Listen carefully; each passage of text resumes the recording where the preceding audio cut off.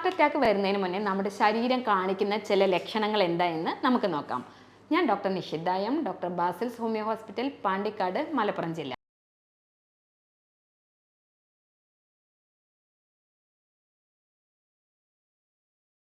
പ്രധാനമായിട്ട് ശ്വാസതടസ്സം ഉണ്ടാവുക, അല്ലെങ്കിൽ അമിതമായിട്ട് വിയർപ്പ്, അതുപോലെ തന്നെ നെഞ്ചിൻ്റെ ഭാഗത്ത് വേദന, ഒരു കൺസ്ട്രിക്റ്റഡ് ഫീലിംഗ്, അത് സ്പ്രെഡ് ചെയ്ത് നമ്മുടെ കയ്യിലേക്ക് വരിക, അതുപോലെ തന്നെ താടിയുടെ ഭാഗത്തേക്ക് വരിക, ഇത്തരത്തിലൊക്കെ ഉള്ള ഒരു ബുദ്ധിമുട്ടുണ്ടാവുക. കാഴ്ചയ്ക്കൊരു മങ്ങൽ വരിക, തലകറക്കം ഉണ്ടാവുക, അമിതമായിട്ട് വിയർക്കുക, അതുപോലെ തന്നെ എന്താ വെച്ചാൽ ഇത്തരത്തിലുള്ള ആളുകൾക്കൊരു ക്ഷീണം അനുഭവപ്പെടുക തുടങ്ങിയവയൊക്കെയാണ് ഹാർട്ട് അറ്റാക്കിൻ്റെ പ്രധാന ലക്ഷണങ്ങൾ. ഓക്കെ, ഇത്തരത്തിലുള്ള ഹാർട്ട് അറ്റാക്ക് ഉള്ള ഒരു വ്യക്തികളാണെങ്കിൽ നമ്മുടെ ശരീരം മുന്നേ തന്നെ ചില ലക്ഷണങ്ങൾ കാണിച്ചു തരാറുണ്ട്. അപ്പോൾ പലപ്പോഴും നമ്മളത് നോട്ട് ചെയ്യുകയാണെങ്കിൽ നമുക്കൊരു ഹാർട്ട് അറ്റാക്ക്, അതായത് ഇത്തരത്തിലൊരു ബുദ്ധിമുട്ട് വരുന്നുണ്ട് എന്ന് നമുക്ക് മനസ്സിലാക്കാൻ പറ്റും.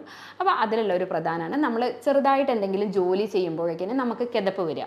നമ്മൾ ഒരു ചെറുതായിട്ട് സ്റ്റെയർ കേസ് കൃത്യമായിട്ട് നമ്മൾ ഒരു വർക്കൗട്ടൊക്കെ ചെയ്യുന്ന ഒരു വ്യക്തിയാണെങ്കിൽ പോലും കുറച്ച് ദൂരം നടക്കുമ്പോഴേക്ക് നമുക്ക് അമിതമായിട്ടുള്ള കിതപ്പ് വരിക, അതുപോലെ തന്നെ ഓക്കാനിക്കാൻ വരിക, ഛർദ്ദിക്കാൻ വരിക, അതുപോലെ തലകറക്കം വരിക, ചെറിയ ചെറിയ ഒരു ശ്വാസതടസ്സം, സംസാരിക്കുമ്പോഴൊക്കെ ഒരു ബുദ്ധിമുട്ട്, ഇത്തരത്തിലൊക്കെ ലക്ഷണങ്ങൾ നിങ്ങൾക്ക് കാണുന്നുണ്ടെങ്കിൽ നിങ്ങൾ കൃത്യമായിട്ട് ശ്രദ്ധിക്കണം. അത് നമുക്കൊരു ഹാർട്ട് അറ്റാക്ക് വരാനുള്ളൊരു ചാൻസ് കൂടുതലായിട്ട് കാണിക്കാറുണ്ട്. ഇനി ഇത്തരത്തിലുള്ള ആളുകൾ, നമുക്കറിയാം ഈ ഹാർട്ട് അറ്റാക്ക് എന്തുകൊണ്ടാണ് ഉണ്ടാവുന്നത് എന്നതിനെ പറ്റിയിട്ട് ഒരുവിധം ആളുകൾക്കൊക്കെ അറിയുന്നുണ്ടാവും.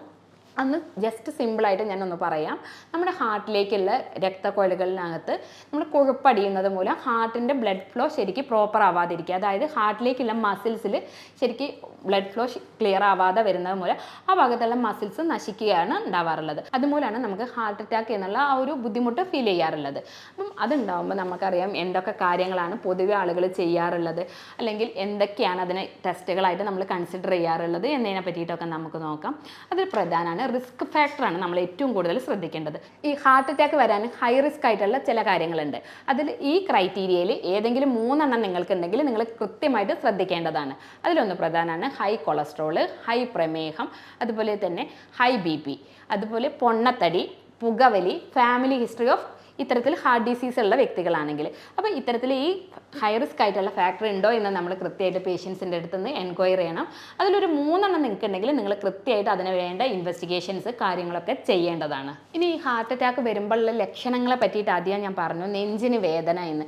പലപ്പോഴും ഈ നെഞ്ചിൻ്റെ ഭാഗത്ത് എന്ന് പറഞ്ഞാൽ നമ്മൾ പലപ്പോഴും ഇടത്തെ സൈഡിലേക്കുള്ള പെയിനാണ് നമ്മൾ ഹാർട്ട് അറ്റാക്കിൻ്റെ ഒരു സ്പെസിഫൈഡ് പെയിൻ ആയിട്ട് നമ്മൾ കൺസിഡർ ചെയ്യാറ്. പലപ്പോഴും ഈ നെഞ്ചുവേദന എന്ന് പറയുമ്പോൾ സാധാരണക്കാരായ ആളുകൾ അതൊരു ഗ്യാസ്ട്രിക് പെയിനാണ്, അല്ലെങ്കിൽ ഈ നമ്മുടെ സ്റ്റേണത്തിൻ്റെ ആ ഭാഗത്ത്, അതായത് നമ്മുടെ ആ കൂടിൻ്റെ നെഞ്ചിൻ്റെ കൂടിൻ്റെ ആ ഭാഗത്ത് പെയിൻ വരുമ്പോൾ പലപ്പോഴും ആളുകൾ പറയാം ഒരു ഗ്യാസിൻ്റെ വേദന എന്നുള്ള തരത്തിലായിരിക്കും വരാറുള്ളത്. അപ്പോൾ നമ്മൾ ഈ ഹൈ റിസ്ക് ഫാക്ടറും കൂടെ എൻക്വയറി ചെയ്തിട്ട് അതിനാവശ്യമായിട്ടുള്ള കൃത്യമായിട്ടുള്ള ട്രീറ്റ്മെൻറ്റ് കൊടുക്കേണ്ടത് ആവശ്യമാണ്. പ്രത്യേകിച്ച് കാരണമൊന്നുമില്ലാതെ നടക്കുമ്പോൾ തന്നെ കിതപ്പ്, അതുപോലെ തന്നെ ശ്വാസതടസ്സം, ഓക്കാനം, ഛർദി, തലചുറ്റൽ, കാഴ്ചയ്ക്ക് മങ്ങൽ, ഇതൊക്കെ ആയിട്ട് നിങ്ങളുടെ അടുത്തൊരു പേഷ്യൻസ് വരികയാണെങ്കിൽ നിങ്ങൾ കൃത്യമായിട്ടും ഈ ഇൻവെസ്റ്റിഗേഷൻസും കൂടി സജസ്റ്റ് ചെയ്യണം. അതിൽ ഒരു പ്രധാനമാണ് എന്താ വെച്ചാൽ 2 ECG എടുക്കുക. അതായത് ഒരു 1.5 മണിക്കൂർ അല്ലെങ്കിൽ 2 മണിക്കൂർ ഗ്യാപ്പിനകത്ത് ഒരു അടുത്തൊരു ECG, ആദ്യത്തെ ഒരു ECG കഴിയുക, അത് കഴിഞ്ഞിട്ട് വീണ്ടും ഒരു നെക്സ്റ്റ് ECGയും കൂടെ നമ്മൾ പ്രിഫർ ചെയ്യാറുണ്ട്. അതുപോലെയാണ് ട്രോപ്പോണിൻ ടെസ്റ്റുകൾ, അതായത് കാർഡിയോ മാർക്കേഴ്സിൻ്റെ ടെസ്റ്റുകൾ ചെയ്യാറുണ്ട്. മറ്റൊന്നാണ് കാർഡിയാക് ആൻജിയോഗ്രാം എന്നുള്ളത്, അതായത് നമ്മുടെ വെസൽസിൻ്റെ കപ്പാസിറ്റി നോക്കുന്നതിന് വേണ്ടിയിട്ടുള്ളതാണ് കാർഡിയാക് ആൻജിയോഗ്രാം ചെയ്യാറുണ്ട്. അപ്പോൾ ഇത്തരത്തിലുള്ള കാര്യങ്ങളൊക്കെ നമ്മൾ ശ്രദ്ധിക്കേണ്ടതാണ്. മറ്റേ പുകവലിയൊക്കെ ഉള്ള വ്യക്തികളാണെങ്കിൽ നമ്മൾ സ്ട്രിക്റ്റ് ആയിട്ട് അവരോട് പറയണം നിങ്ങൾ പുകവലി നിർത്തണം എന്നുള്ളത്. അതൊക്കെ ഇത്തരത്തിലുള്ള ഹാർട്ട് അറ്റാക്ക് ഉണ്ടാക്കാനുള്ള ചാൻസ് വളരെയധികം കൂട്ടുന്നതാണ്. നമുക്കറിയാം ഈ ചെറുപ്പക്കാരിൽ എന്തുകൊണ്ടാണ് ഇന്ന് കുഴഞ്ഞു വീണിട്ടുള്ള മരണങ്ങൾ കൂടുതലായിട്ട് കാണാറുണ്ട്, അതായത് ഹാർട്ട് അറ്റാക്ക് കൂടുതലായിട്ട് കാണാറുണ്ട്. അത് എന്തുകൊണ്ടാണെന്ന് വെച്ചാൽ നമ്മുടെ തന്നെ ജീവിത ശൈലിയിലുള്ള ഒരു മാറ്റം കാരണമാണ്. അതായത് നമ്മൾ ഒരു എക്സസൈസ് കുറവ്, വ്യായാമം ഇല്ലാതിരിക്കുക, നമ്മൾ കിട്ടുന്ന സമയത്തൊക്കെ നമ്മൾ എന്താ വെച്ചാൽ ഫോണിൽ ഇരിക്കുക, അല്ലെങ്കിൽ നമ്മളൊരു ലാപ്ടോപ്പിൻ്റെ മുന്നിൽ ഇരിക്കുക, ഫാസ്റ്റ് ഫുഡുകൾ നന്നായിട്ട് കഴിക്കുക, കാർബണൈഡ് ഡ്രിങ്ക്സുകൾ കഴിക്കുക, മദ്യപാനം തുടങ്ങിയുള്ള ദുശീലങ്ങളുള്ള വ്യക്തികളുണ്ട്.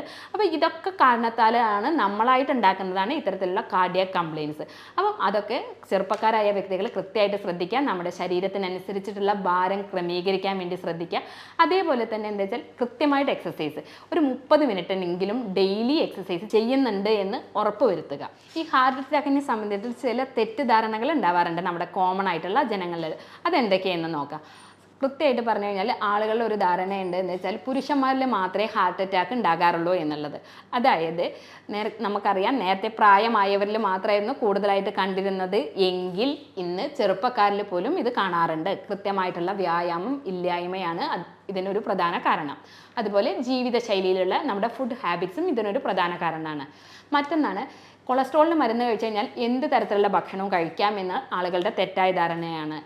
കൊളസ്ട്രോളിന് മരുന്ന് കഴിച്ചു കഴിഞ്ഞാൽ എനിക്ക് ഹാർട്ട് അറ്റാക്ക് വരില്ല എന്നാണ് കോമൺലി ആളുകൾ പറയാറുള്ളത്. അത് ആളുകളുടെ ഒരു മിഥ്യാധാരണയാണ്. കൊളസ്ട്രോളിന് മരുന്ന് കഴിച്ചാലും നമ്മൾ കൃത്യമായിട്ട് എക്സസൈസ് ചെയ്തിട്ടില്ലെങ്കിൽ നമുക്ക് അറ്റാക്ക് വരാനുള്ള ചാൻസ് ഉണ്ട്. അതേപോലെയാണ് നെഞ്ചുവേദന മാത്രമാണ് ഇതിൻ്റെ ഒരു ലക്ഷണം എന്നാണ് കരുതിയിട്ടുള്ളത്.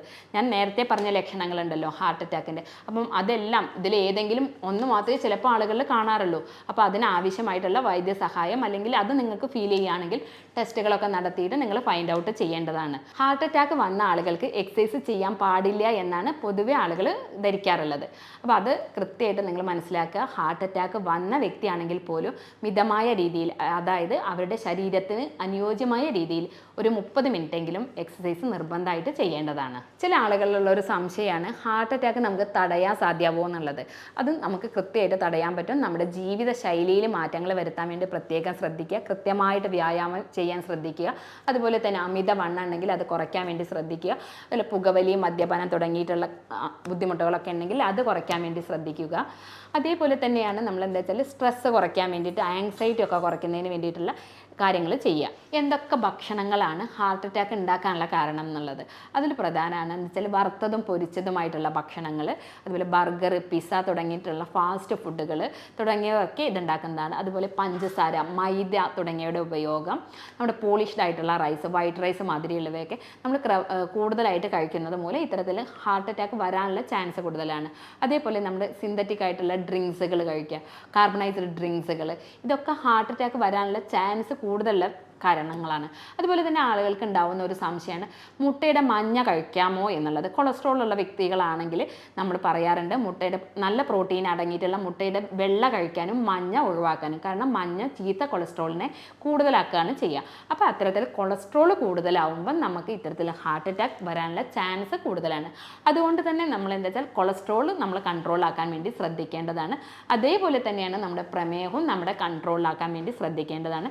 ഇതൊക്കെ ഉണ്ടെങ്കിലും നമുക്ക്, ഞാൻ ആദ്യം പറഞ്ഞു, റിസ്ക് ഫാക്ടറിൽ വരുന്ന 3 എണ്ണത്തിൽ ഏതെങ്കിലും നിങ്ങളുള്ള വ്യക്തിയാണെങ്കിൽ നിങ്ങൾ തീർച്ചയായിട്ടും അതിനൊരു ട്രീറ്റ്മെൻറ്റ് എടുക്കേണ്ടതാണ്. ഹാർട്ട് അറ്റാക്ക് തടയുന്നതിന് വേണ്ടിയിട്ട് നമുക്ക് എന്തൊക്കെ ഭക്ഷണങ്ങൾ നമ്മുടെ ഫുഡിൽ ഉൾപ്പെടുത്താം എന്നതിനെ പറ്റിയിട്ട് നമുക്ക് നോക്കാം.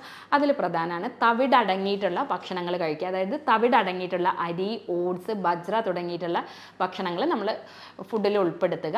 അതുപോലെ തന്നെ നല്ല കൊഴുപ്പ് അടങ്ങിയിട്ടുള്ള എണ്ണകളായ സൺഫ്ലവർ ഓയിൽ, ഗ്രൗണ്ട് നട്ട് ഓയിൽ, തവിടെണ്ണ തുടങ്ങിയവ നമ്മുടെ ഭക്ഷണത്തിൽ ഉൾപ്പെടുത്തുക. അതേപോലെ കടുകെണ്ണയും ഇതിന് നല്ലൊരു കാര്യമാണ്. മറ്റൊന്നാണ് നമ്മുടെ ഒമേഗ 3 ഫാറ്റി ആസിഡ്സ് അടങ്ങിയിട്ടുള്ള മത്സ്യങ്ങൾ കഴിക്കുന്നത്.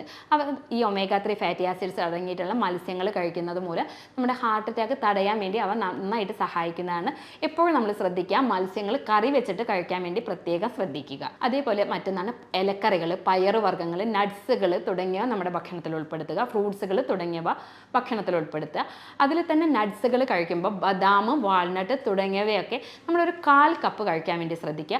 അണ്ടിപ്പരിപ്പാണെങ്കിൽ നമ്മളൊരു 5 മുതൽ ഒരു 6 എണ്ണം വരെയാണ് നമ്മൾ പൊതുവെ സജസ്റ്റ് ചെയ്യുന്ന ഒരു ക്വാണ്ടിറ്റി. അപ്പോൾ ഇവയൊക്കെ നമ്മുടെ ഭക്ഷണത്തിൽ ഉൾപ്പെടുത്തുക. ഇതേപോലെ നമുക്ക് കഴിക്കാവുന്ന ഒരു ഭക്ഷണമാണ് മധുരക്കിഴങ്ങ്, നെല്ലിക്ക തുടങ്ങിയവ. മറ്റൊന്ന് ഈന്തപ്പഴമാണ്. പക്ഷേ ഷുഗറുള്ള വ്യക്തികളാണ് ഇത് കഴിക്കുന്നതെങ്കിൽ നിങ്ങൾ കൃത്യമായിട്ട് ശ്രദ്ധിക്കേണ്ടതാണ്. ഇനി ഇത്തരത്തിലൊക്കെ ഒരു ബുദ്ധിമുട്ടുണ്ട്. നമുക്ക് ഈ ഹൈ കൊളസ്ട്രോളൊക്കെ ഉള്ള വ്യക്തികളാണെങ്കിൽ അതിനകത്ത് നമ്മുടെ ഹാർട്ട് വെസൽസിൽ അടഞ്ഞുകൂടിയിരിക്കുന്ന കൊഴുപ്പ് നീക്കം ചെയ്യാൻ വേണ്ടി നമുക്ക് വെളുത്തുള്ളിയുടെ നീര് കഴിക്കേണ്ടത് നല്ലതാണ്. അത് 4 or 5 വെളുത്തുള്ളി നമ്മൾ വായിലിട്ട് ചവച്ചരച്ച് കഴിക്കുന്നത് നല്ലതാണ്.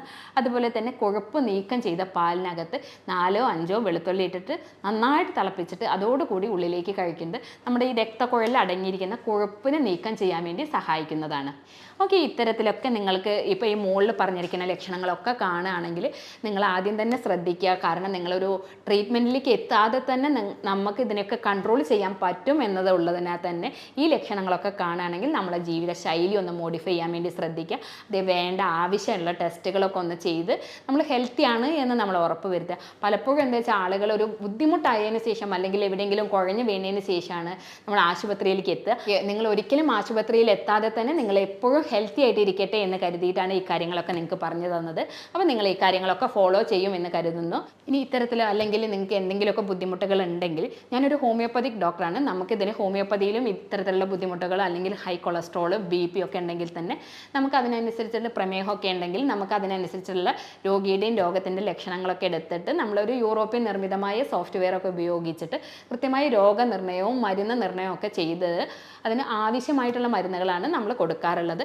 അതുകൊണ്ട് തന്നെ നമുക്ക് വളരെ കുറഞ്ഞ കാലഘട്ടങ്ങളിൽ തന്നെ ഇത്തരത്തിലൊരു ഇഷ്യൂസ് ഉണ്ടെങ്കിൽ നമ്മൾ ജീവിതശൈലിയിൽ മാറ്റം വരുത്തിയിട്ടും കൃത്യമായിട്ടൊരു ഡയറ്റ് പ്ലാൻ ഒക്കെ തന്നിട്ട് നമുക്കത് മാറ്റിയെടുക്കാൻ സാധിക്കുന്നതാണ്. നിങ്ങൾക്ക് ഇത്തരത്തിലൊരു ഇഷ്യൂസ് ഉണ്ടാവുക അല്ലെങ്കിൽ എന്തെങ്കിലും ഒരു ബുദ്ധിമുട്ടൊക്കെ ഉണ്ടാവുകയാണെങ്കിൽ നിങ്ങൾക്ക് എന്നെ കോൺടാക്റ്റ് ചെയ്യാവുന്നതാണ്. ഞാൻ doctor Nishitha M, doctor Basil's homeo hospital, Pandikkad, Malappuram ജില്ല.